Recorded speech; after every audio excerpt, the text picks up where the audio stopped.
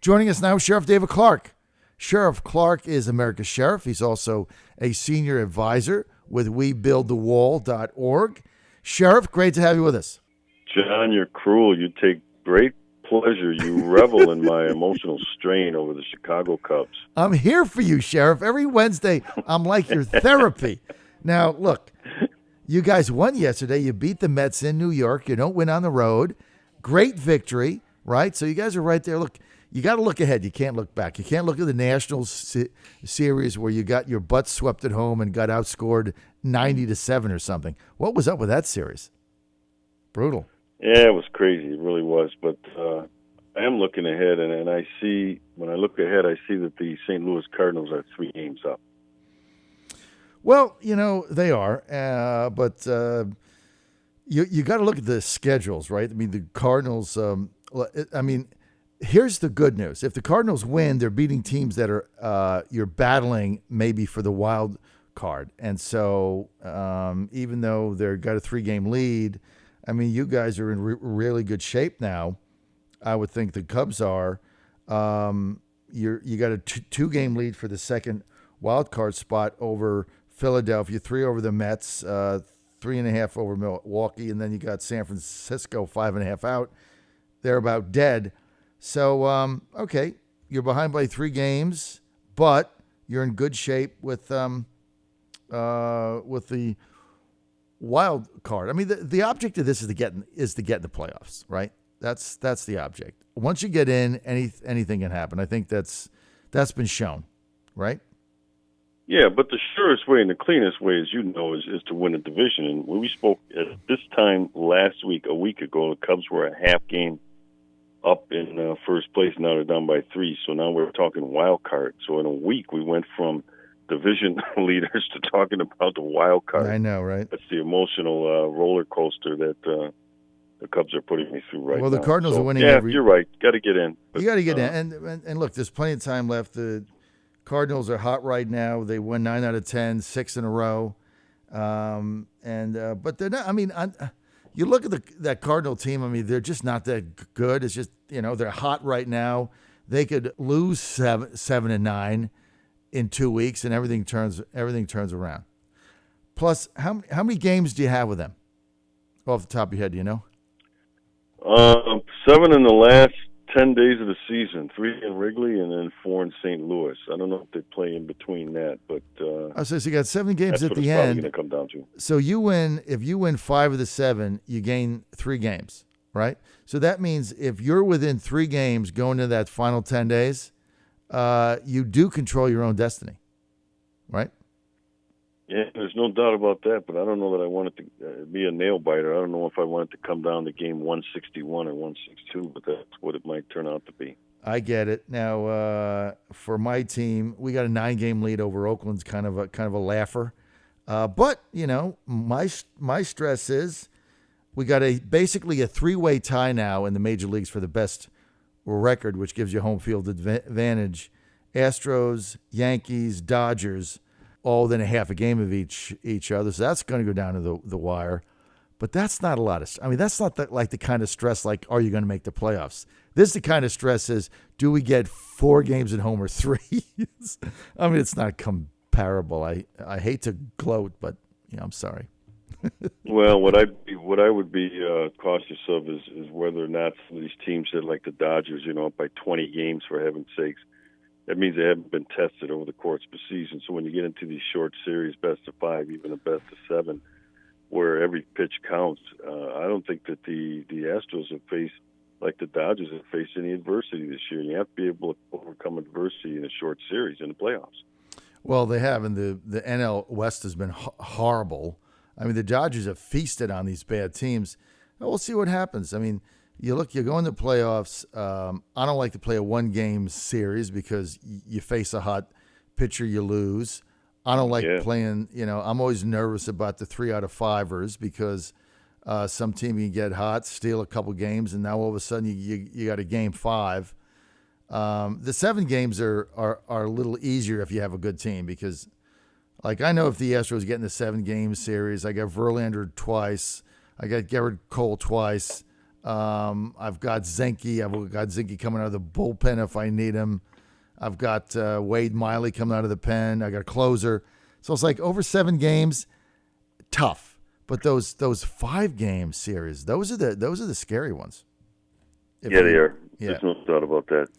But that's a nice luxury to have. Your pitching staff with the Astros. You can have a guy have a bad game and still you can come back with another ace. That's going to be very valuable, as you know, in a short series. Yankees got 1 legitimate starter. We've got 5, or 4. So I feel good about that. All right, I got to get to politics, but first let's get to football. I know you're a Dallas fan. Just give us a quick rundown of the Cowboys this season. I'm excited about it. They have the pieces in place. They finally have a defense. They haven't had a defense in, my gosh, maybe 10 years. We know they have the offensive power. Got to get Zeke Elliott into camp. You got to keep his head on straight. But I'm looking forward to an exciting year this year. There a lot of the analysts say they will contend for the Super Bowl, and that's always a tough thing to say at the beginning of the season. But it's been a while since I've been this optimistic starting the season. Well, we'll see what happens. Wide open, NFC East wide open, right? Washington, who the hell knows? You can never predict them. Typical 8-8. Dallas, they can win 9 or 10 games. Philadelphia, they got all kinds of question marks. So it's wide open. The Giants are horrible. So we'll have to see how it goes. Okay, got a text here from my friend Jim Beamer, who's a Giants fan. Jim Beamer says, you guys were whining about, getting into 7-game playoffs, so my Giants are 5.5 games out of the wild card. I mean, the Giants are they're cooked. I would say that, Jim. They're cooked. Yeah, they're done. Losing, they won those 2 games at Oakland. I thought maybe they'd come back, but the Giants 5.5 out are done. Season over. Yeah, Giants are allowed to have a bad season here or there. I mean, they win enough. They've won been in contention for World Series titles for a number of years now, so it's easy for someone to say when that happens, even though the Cubs did win one about 3 years ago, but it was it's been 100 years in between. I don't want to have to go another 100 years. Well, so what you're saying is Giants fans should shut up because they've had plenty of winners. Is that basically what you just said? Okay, got it. Precisely. All right, let's get to politics. Sorry, Jim Beamer, your Giants are done. And I was even giving Jim encouragement the other day. They were, I said, look, it's a long way off. You're only 4 games out. But losing that game last night, 5.5 back, 5 teams ahead of them, it's just bleak. I think the Giants are done. Okay, you had a column on Town Hall. You can go to townhall.com. You said Omar Tlaib kick black constituent issues to the curb. Can you elaborate on that column, sir? Sure. If you look at the congressional districts that these two represent, I mean, every time you hear about Ilhan Omar or Rashida Tlaib, they're talking about the PLO. They're talking about Palestinian issues.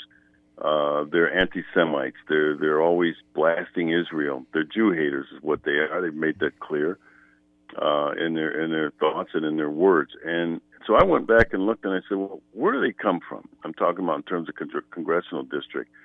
And in Tlaib's case, Rashida Tlaib, she represents Detroit, Michigan, the Detroit area. That seat was held for 52 years by John Conyers. Now, John Conyers sat there and did nothing. There's no doubt about that. But I looked at some of the demographics, and Detroit is 86% black. And I wondered how Rashida Tlaib could win that seat. And what happened was there was a fractured vote. Okay, fine. She wins. She represents the area. But I looked at some of the needs of the city of Detroit. They had horrible schools. They have darn near 40% of the people in Detroit living under poverty. Right. 40%. So you get some of those economic indicators. And then I looked at Ilhan Omar. Now, her black representation is not as big. It's 17% in Minneapolis. But what got my attention was it's called 24/7 Wall Street. They put out a survey, and they called her district the worst district in America for blacks to live in. So I started putting this together, and I said, wait a minute. Every time these two are flapping their gums or opening their mouth, they're always talking about Palestinian issues. They never talk about the issues that are important to the constituents that they represent.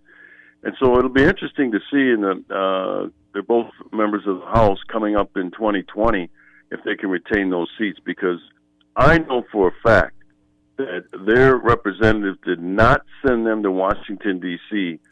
to fight for the PLO. So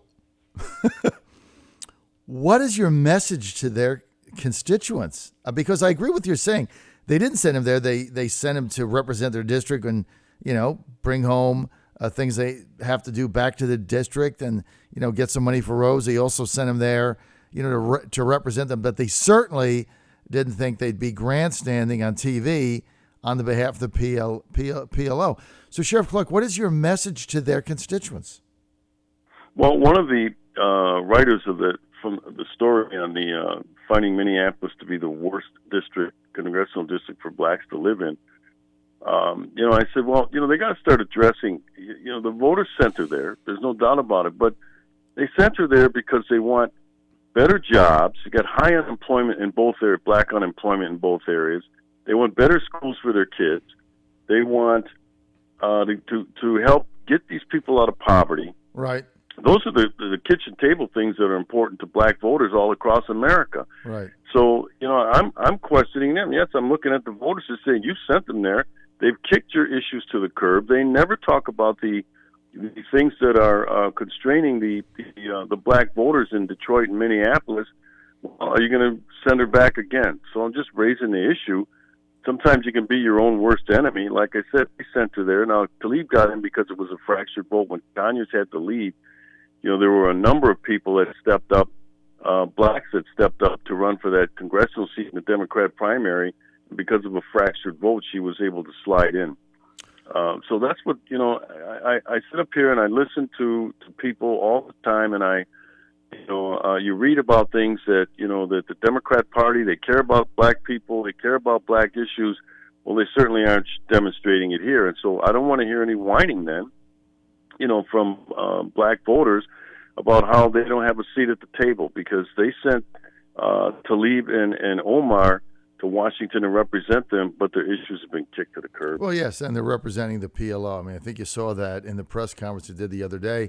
They're also race baiters, but there's no solutions there, as you said, for the black community who are suffering in both of their districts.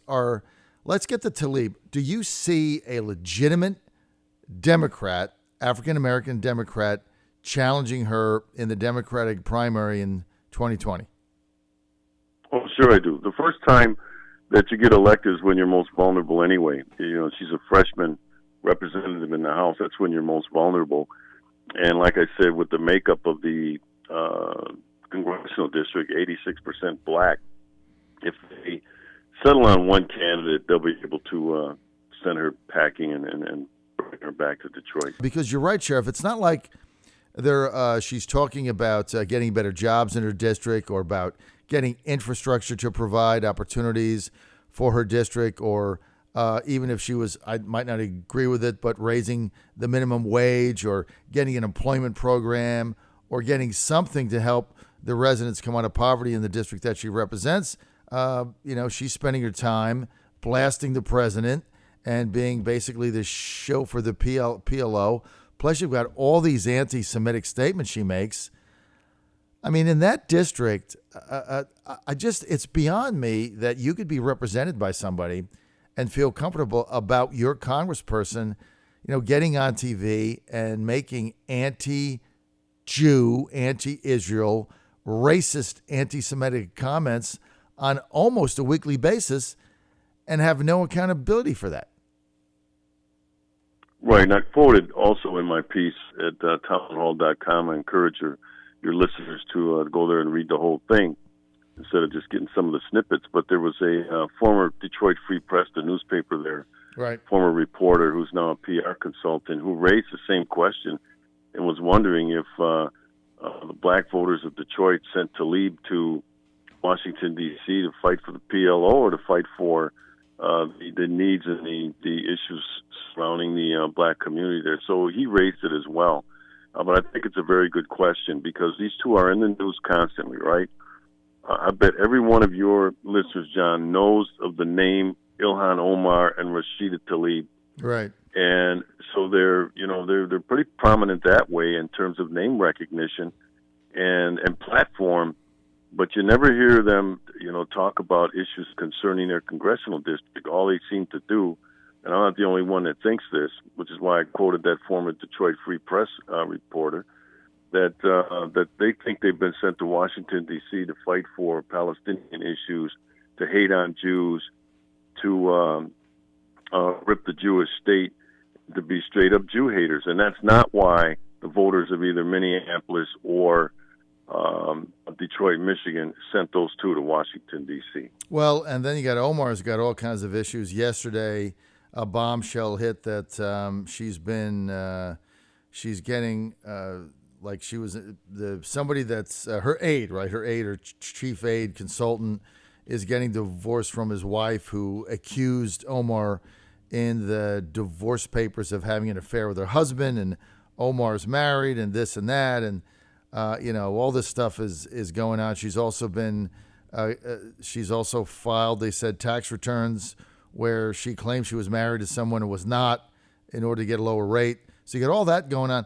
I mean, at some point, the legacy lying fake news media in Minneapolis ought to be getting onto this, because could you imagine if this was any Republican there, the scrutiny that they'd be going under by the fake news media? They'd be going bananas.